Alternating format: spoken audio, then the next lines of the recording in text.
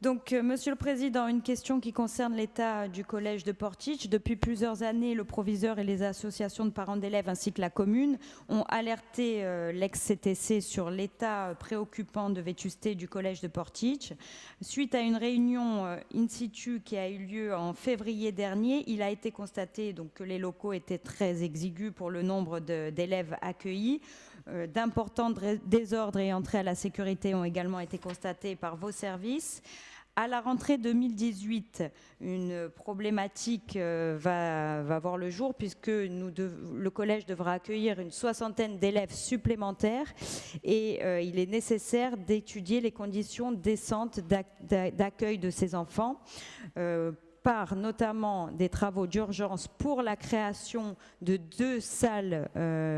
deux nouvelles salles à minima, la création d'une salle de musique insonorisée également, et enfin étudier la réfection du réfectoire qui ne permet pas d'accueillir actuellement tous les enfants en même temps, ce qui conduit les enfants à déjeuner dans un temps très réduit et contraint le personnel à effectuer plusieurs services.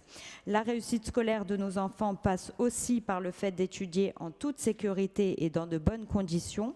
C'est pourquoi je souhaitais connaître les démarches entreprises par la collectivité de Corse pour la rentrée 2018 au collège de Portich pour qu'elle se passe dans les meilleures conditions. J'ai été interpellée pour cela par la proviseure qui attendait les réponses. Je vous remercie.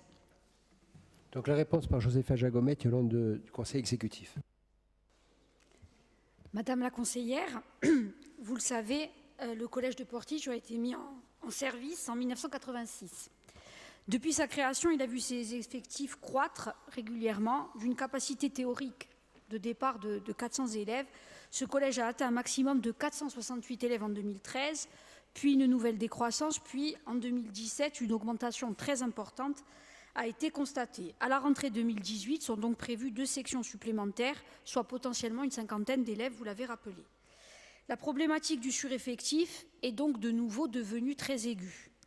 Alertés par la situation, les services de notre collectivité se sont rendus immédiatement dans l'établissement le 16 février dernier afin de rencontrer l'ensemble de la communauté éducative. 3 réunions ont eu lieu depuis. Notamment en présence de nos représentants, Paul Léonette et Pierre Paul, qui sont en lien étroit, notamment également avec la proviseure, mais bien entendu, pour que vous puissiez être informés, nous pourrons aussi vous tenir non seulement informés, mais vous inviter aux prochaines réunions de concertation qui sont prévues. Donc, à l'issue de ces réunions, plusieurs décisions ont été immédiatement prises, comme l'insonorisation de certaines salles réalisées depuis, mais aussi une étude d'aménagement des locaux permettant notamment la création de 2 nouvelles salles de classe indispensables pour la rentrée 2018. Le programme de travaux prévoit ainsi l'aménagement d'une salle de classe supplémentaire à l'étage, l'aménagement d'un espace pour la vie scolaire au rez-de-chaussée avec vue directe et accès sur l'établissement. On sait l'importance de ce genre d'aménagement. La mise en place de sanitaires supplémentaires, puisque de fait, augmentation d'effectifs demande aussi des aménagements de ce type. Mise en place d'un bâtiment modulaire supplémentaire pour absorber l'excès d'effectifs durant l'année scolaire 2018-2019. Agrandissement de la cour de récréation sur l'emprise du parking extérieur. Neutralisation du parking actuel des professeurs pour des motifs de sécurité et transfert à proximité immédiate. Tout ça a été bien entendu discuté avec l'ensemble de la communauté éducative. Changement des fenêtres et climatisation de l'appartement de fonction et autres petits aménagements que je pourrais vous communiquer en détail si vous le souhaitez dans certaines salles qui seront réalisées dès avant septembre. L'essentiel des travaux devrait être traité durant la période estivale à l'aide des marchés existants pour l'ensemble des établissements d'enseignement et certains aménagements nécessitant des démarches administratives plus longues et passation de marchés spécifiques pourraient être pour leur part réalisés durant les vacances de la Toussaint. Concernant la demi-pension, celle-ci est fréquentée par 450 élèves et une trentaine de personnels. La capacité de la cuisine n'étant pas atteinte, permettrait de servir 70 repas supplémentaires, déjà aujourd'hui. Cependant, se pose un problème de configuration des locaux, peu ergonomique, que les services de notre collectivité ont également mis à l'étude. Ces derniers sont d'ailleurs retournés sur le site le 12 avril dernier et à cette occasion, il a été acté que les aménagements envisagés seraient présentés à la communauté éducative. Et là, bien entendu, je vous disais que nous pourrons vous y associer au mois de mai prochain.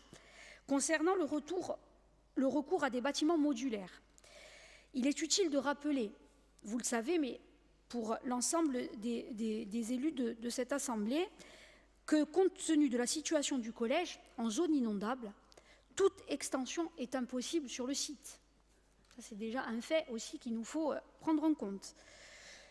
Donc, afin de prendre en compte tous ces questionnements, il nous faut aussi, par l'entrée du collège de Portici, poser ce questionnement et nous avons lancé une étude sur une nouvelle sectorisation puisque ce doit être mis en perspective avec l'étude en cours de la nouvelle sectorisation et carte scolaire, puisque sinon nous allons agir spécifiquement sur une problématique, et nous le faisons, vous l'avez vu, avec réactivité, je le pense, de nos services, mais il nous faut penser aujourd'hui, au vu de l'état de l'ensemble des établissements de notre île, plus largement. Donc, la carte scolaire, le travail sur la sectorisation est lancé.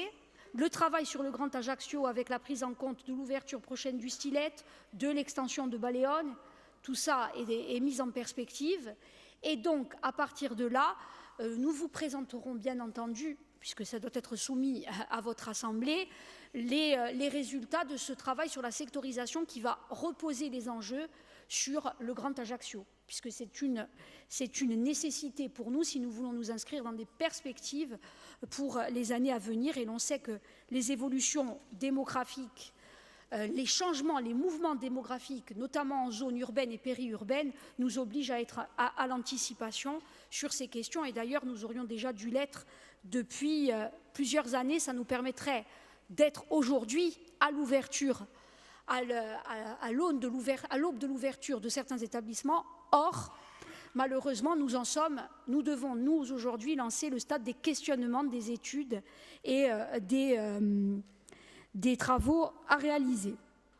Donc, je le disais, un plan pluriannuel d'investissement également sera présenté très rapidement, puisqu'il nous faut, et vous l'avez rappelé, garantir à chaque enfant de notre île d'être accueilli dignement, dans les meilleures conditions, dans l'ensemble des établissements d'enseignement de notre île. Je vous remercie.